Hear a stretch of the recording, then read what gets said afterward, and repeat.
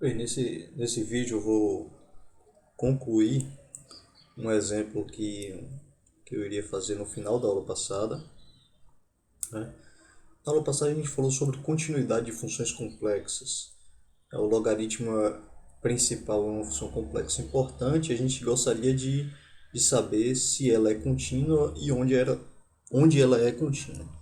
O exemplo afirmava que nesse conjunto aqui, do conjunto dos complexos, com exceção do eixo real não positivo, do semi-eixo real não positivo, o logaritmo principal seria contínuo. Okay? É, bem, a gente começou a fazer algumas observações sobre ele. Primeiro que a gente escreveu o logaritmo principal como ele é definido, né? Aqui veja que a gente tirou o menos π no intervalo. Lembra também que a gente, apesar de poder definir o argumento em outros intervalos, a gente convencionou que a gente vai ficar usando o menos π. E essas duas funções que aparecem aqui, o ln de módulo de z, ln de módulo de z pode ser escrito como u de xy, que é ln da raiz de x quadrado mais y quadrado, e o argumento de z, o argumento de z pode ser escrito como essa função aqui definida por partes, né, em termos do arco seno. Ok? A gente explicou por que a gente pode escrever o v assim. Qual a vantagem disso? Na aula passada a gente tinha um teorema que dizia que quando uma função complexa era escrita da forma u mais iv, então ela seria contínua se somente se as funções u e v fossem contínuas, certo? E essas funções aí, pelo menos a função u, ela é claramente contínua, é assim que eu começo.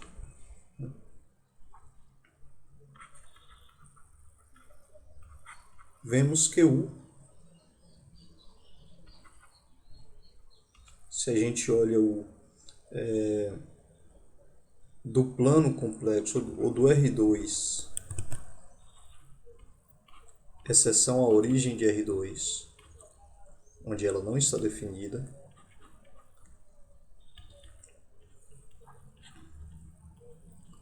é contínua. E a V? Bem, a V, ela está definida no mesmo ambiente, tá? Ela está definida em R2, exceção 00. Porém, existem conjuntos onde, se você ir para um lado desse conjunto, ela está definida de uma maneira, para outro lado, de outro. Vou ser preciso nessa frase. Observe que quando x igual a zero, ou seja, quando eu estou no eixo vertical, se eu olhar pensando no plano cartesiano, ou imaginário, se eu pensar no plano complexo, por exemplo, se eu pego um ponto aqui, se eu me aproximo desse ponto pela direita, eu me aproximo com essa regra. Se eu me aproximo pela esquerda, eu me aproximo por essa regra. Ok? Então, fica carente de uma observação mais profunda sobre a continuidade da função v, que é o argumento de z, né, em pontos do eixo imaginário. Então vou excluir esse eixo também. A função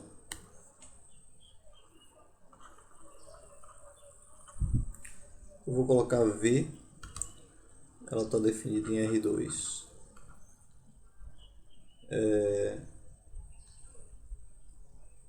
E veja que ela não está definida.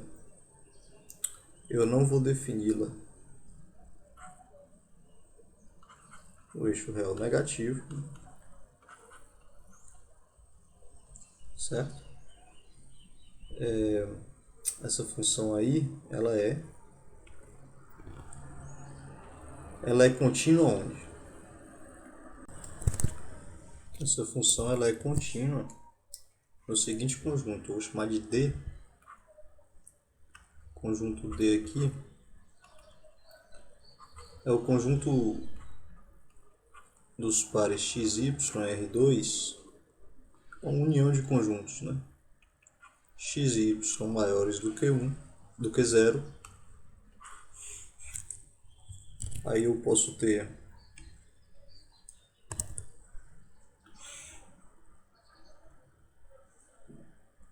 colocar aqui primeiro menores do que 0, né? X e y menores do que 0. Aí com isso eu vou unir o conjunto onde x é menor do que 0 e y é maior do que 0. E além disso, o conjunto dos pares onde x é maior ou igual a 0 e somente x, colocar x estritamente maior do que 0.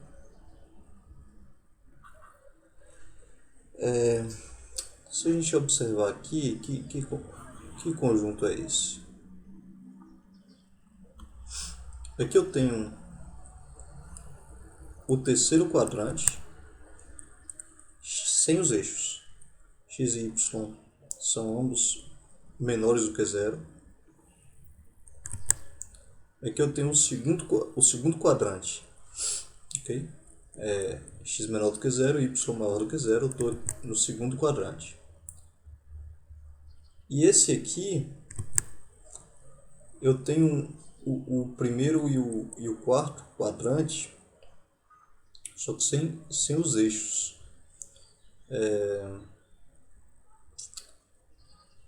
O y não pode ser 0, eu preciso escrever isso aqui. É o x maior ou igual a 0, porém y diferente de 0. Isso dá o primeiro e o quarto quadrante sem o eixo vertical. É exatamente o que a gente vê, né? Esses conjuntos são exatamente os conjuntos que estão aqui. São os interiores dos conjuntos que estão aqui.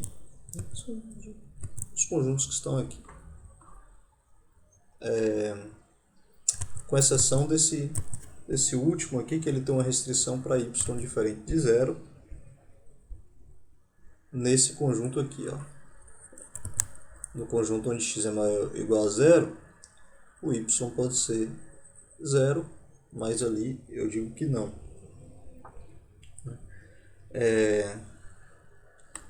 Pelos resultados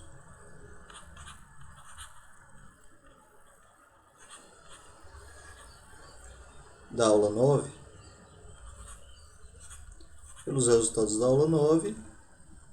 o log de z é contínuo como uma função complexa. Ela é contínua exatamente nesse conjunto aí, que é, se a gente quiser escrever, vou chamar de detil. Esse conjunto aí é o plano complexo, tirando o eixo real negativo e também tirando o eixo imaginário, que às vezes a gente denota por IR. Ok?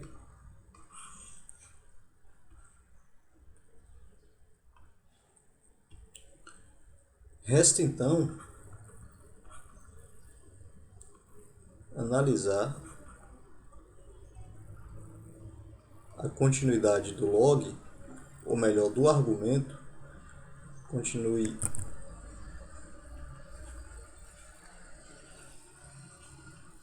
uma vez que a gente viu que onde o argumento for contínuo, o log vai ser fora da origem,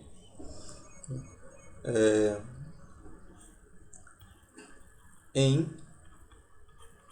IR, onde R eu posso escrever como a união de IR. Agora é um IR sem origem, né? Pelo menos nos pontos onde X, eu estou aqui sem a origem, eu quero enfatizar isso aqui. É um IR estrela, vou colocar assim.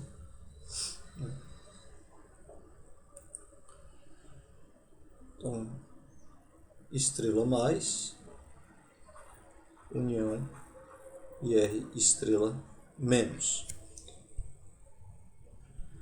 Ok, então, com efeito,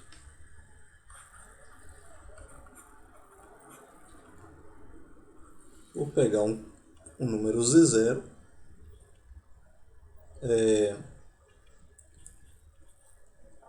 em R estrela mais, logo, o argumento de Z0 é π sobre 2.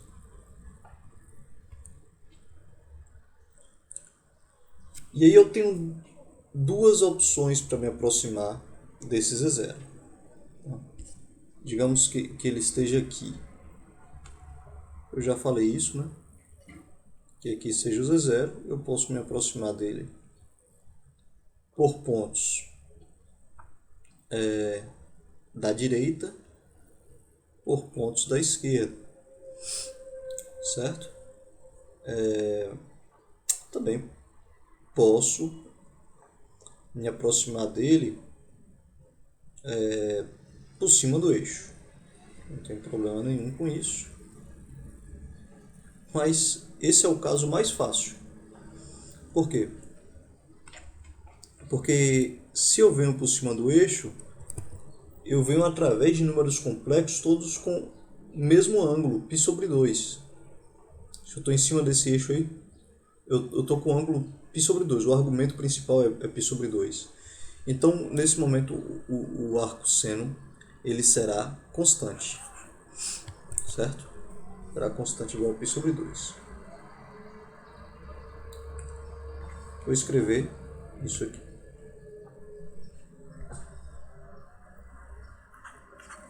Podemos nos aproximar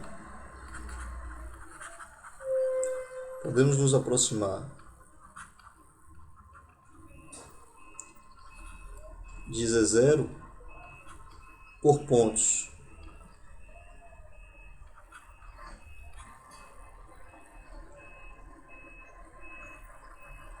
com parte real imaginária,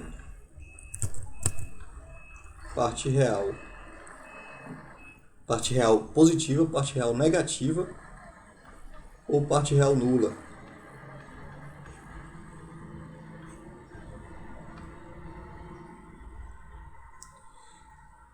No primeiro caso,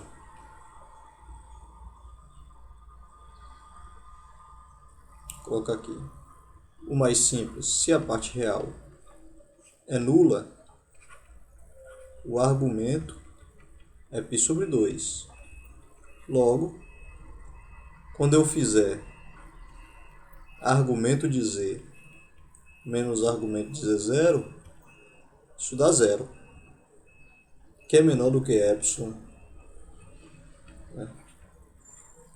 Isso para qualquer epsilon maior do que zero. Então, esse é o caso imediato. Se eu vier com parte real positiva, Então, o argumento de z ele está sendo dado pelo arcosseno de y sobre x quadrado mais y quadrado, né? Onde z é xy. Assim, se eu pegar argumento de z menos argumento de z0, dentro deste caso, o que eu vou ter é arcosseno de y sobre a raiz de x quadrado mais y quadrado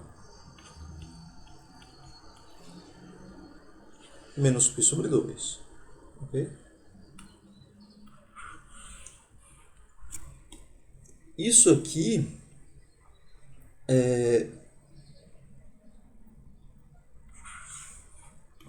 eu posso usar a continuidade do arcosseno.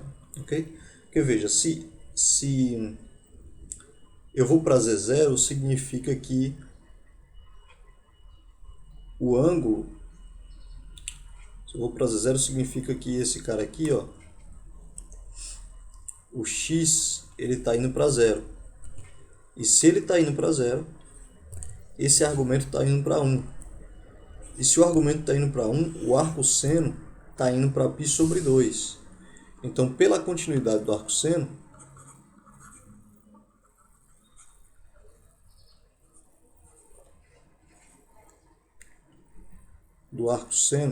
né? O arcosseno que é definido de menos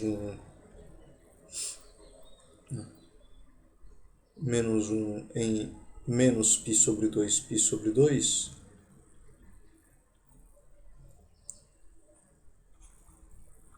temos que,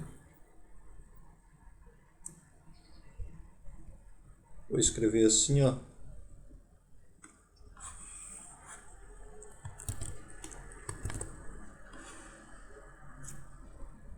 limite,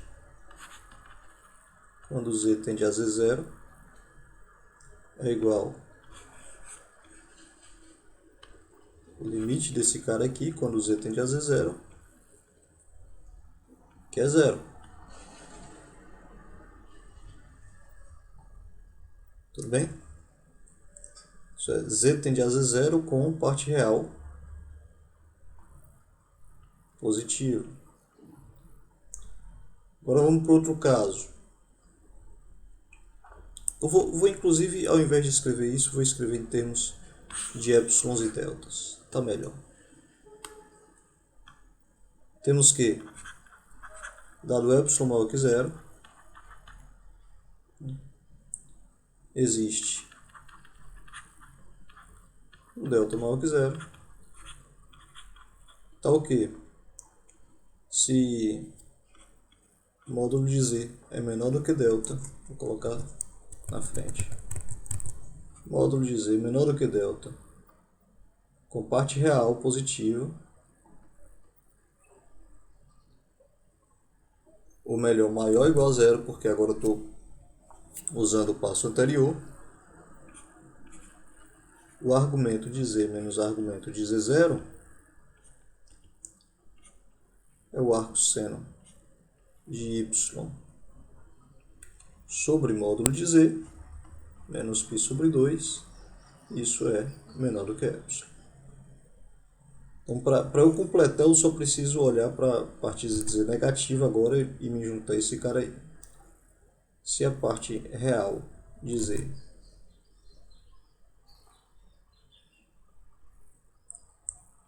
é negativa, então o que acontece? O argumento, se a gente olhar lá naquela definição do argumento como uma função por partes, ele é isso aqui, ó, π menos arcosseno.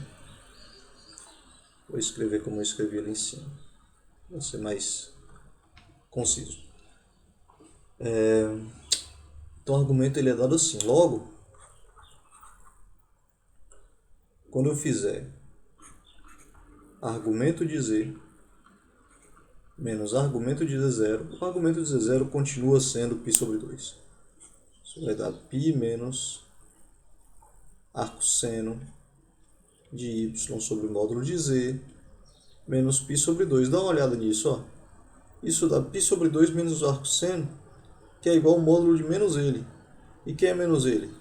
É arcosseno de y sobre o módulo de z menos π sobre 2, igualzinho de cima.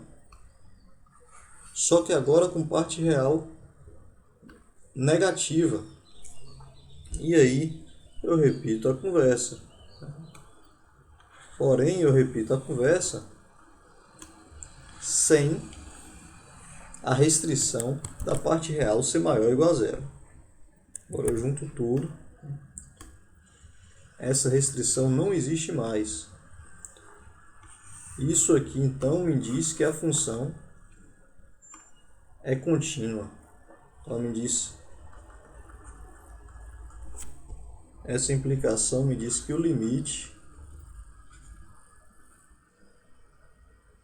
do argumento de z é igual ao argumento de z0. É claro, se z0 tiver no conjunto dos meus complexos, com exceção de R-. Acabei de mostrar a continuidade, né? Mostramos a continuidade do argumento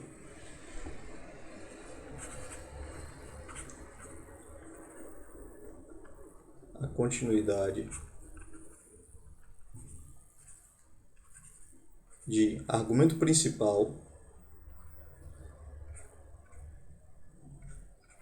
nesse conjunto e, consequentemente,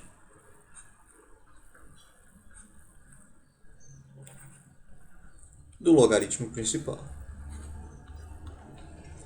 Ok?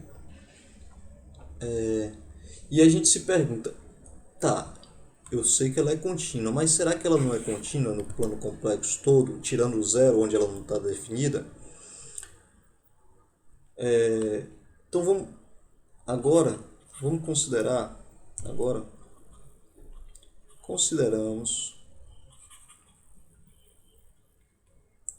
consideramos z um número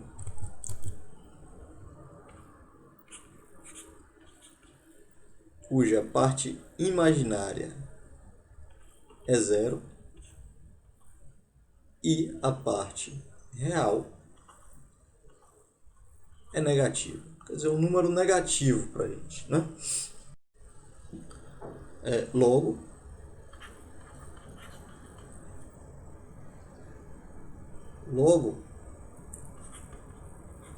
o argumento de... Vou colocar Z0 também. O argumento desse Z0 é menos π. Mas, o que acontece? Eu posso me aproximar dele de duas maneiras, né? Vou colocar aqui rapidinho, ele está aqui. Eu posso me aproximar dele por pontos de cima ou pontos de baixo.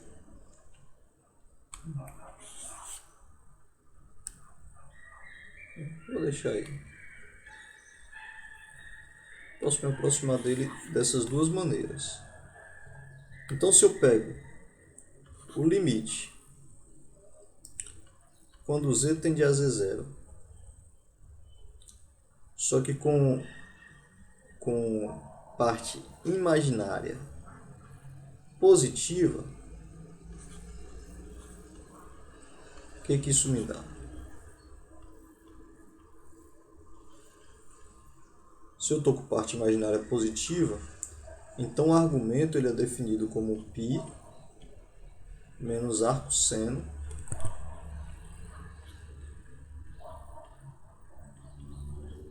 de y sobre módulo de z. Tá?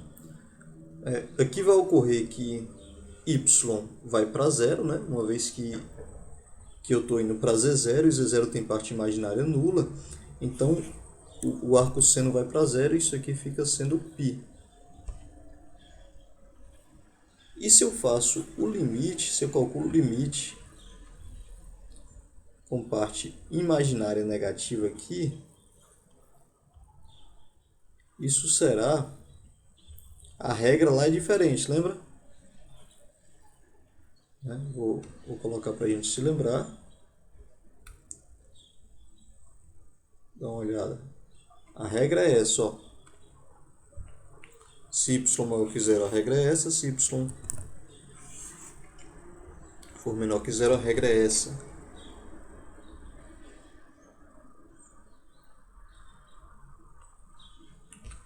Então eu fico com menos π mais o arco seno de y sobre módulo de z. Novamente, como z está indo para z0, o arco seno, o y vai para zero, o arco seno se anula e aqui fica menos π. Então, o que acontece? Me aproximando de z0 por caminhos distintos, eu tenho valores distintos do limite do argumento de z, quando z0 está sobre o eixo negativo. Portanto, esse limite não existe. Portanto, não existe o limite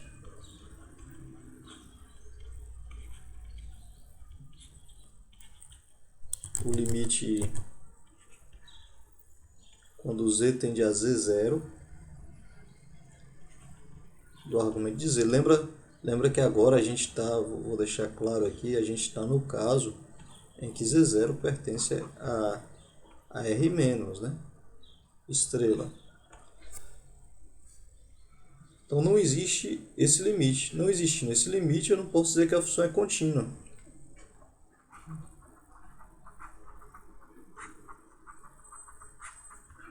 Consequentemente, o argumento principal e o logaritmo principal não podem ser contínuos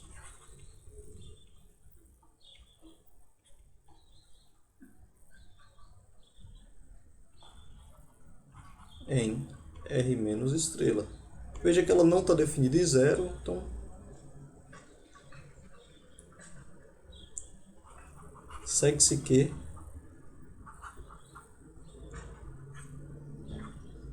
o conjunto que a gente considerou lá no começo é o maior conjunto, é o maior subconjunto de C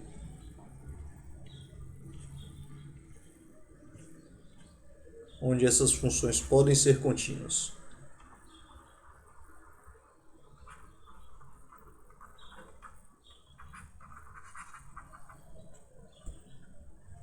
E são, porque a gente mostrou, né?